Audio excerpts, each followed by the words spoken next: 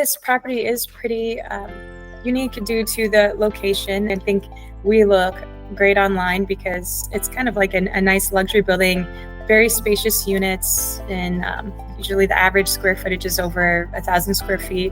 The area, it's not for everyone. We're in walking distance to the arts district in Little Tokyo, but we're also right next to Skid Row. So for that reason, parking typically is a big deal, and everyone always asks that during the tour.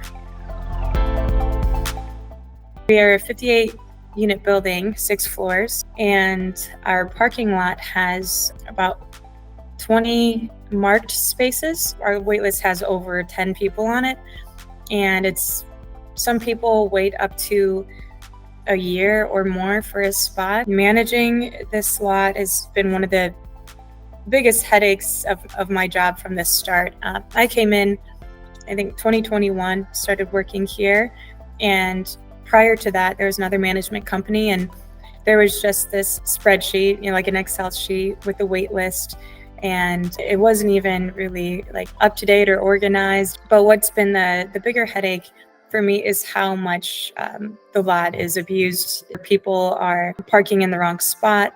They have guests come in and parking in the spots at least 2 times a day, I feel like, consistently. And it could be more sometimes. I was getting calls from upset tenants saying, hey, someone's in my spot. And what the typical procedure would be, they would call me. I would go walk over to the lot, try to see if I recognize the vehicle. Meanwhile, I'm calling security to see if they know or they recognize the vehicle. If we don't figure that out, we're checking the security cameras, which takes a lot of time, going over the footage, wanting to do the tow. But at the same time, I'm like, well, if it's a tenant, I kind of don't want to tow them. I would like to reach out to them first. So it ends up taking hours of our time and micromanaging, and it's always such a headache. And it was also, I feel like, a big concern for me is I feel like it was even creating some friction in the relationships between me and the tenants, and even like me and the security guards, because sometimes they would allow people to mispark, and I'm like getting upset with them because it's just a domino effect. And so I'm like, I need a solution for this.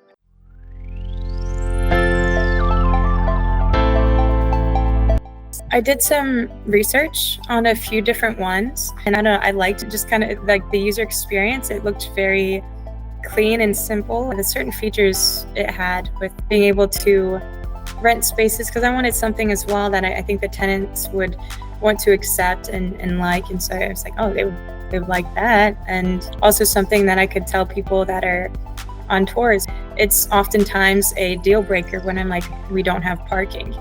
So it's nice having that accessibility.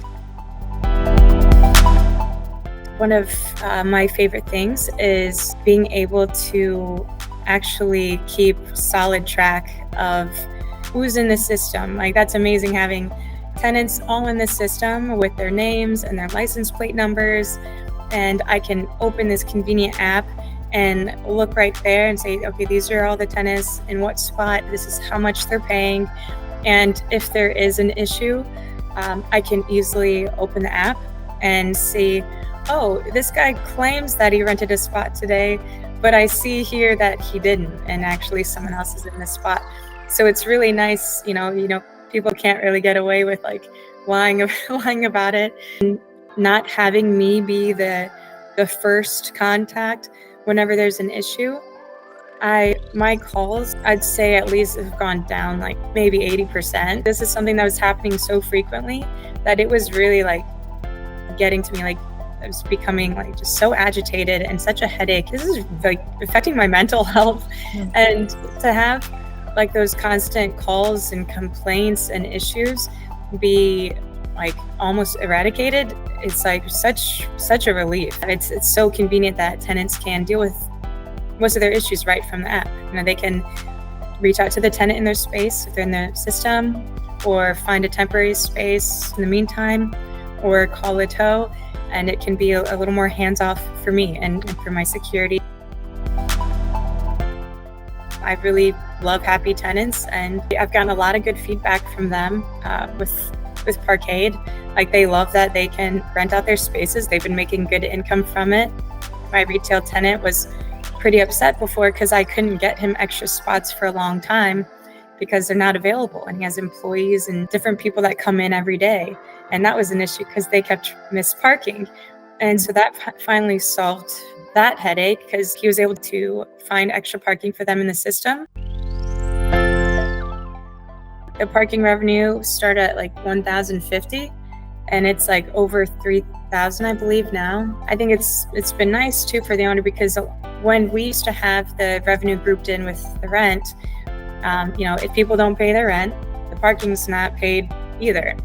And now that it's separate, I mean, oftentimes people are like, well, I don't want to lose my spot. I can afford this $200.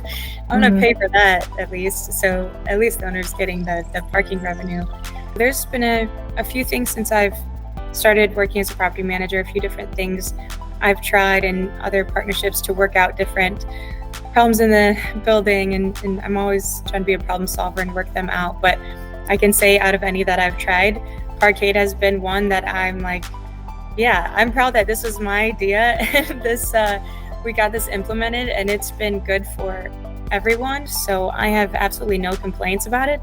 And I'm just really happy. It's truly a great thing that I would recommend to everyone. Like, if I end up moving properties or doing whatever, like, it's definitely something I would implement and would definitely recommend. I've already talked to my management company about this and how they should do it at the other properties.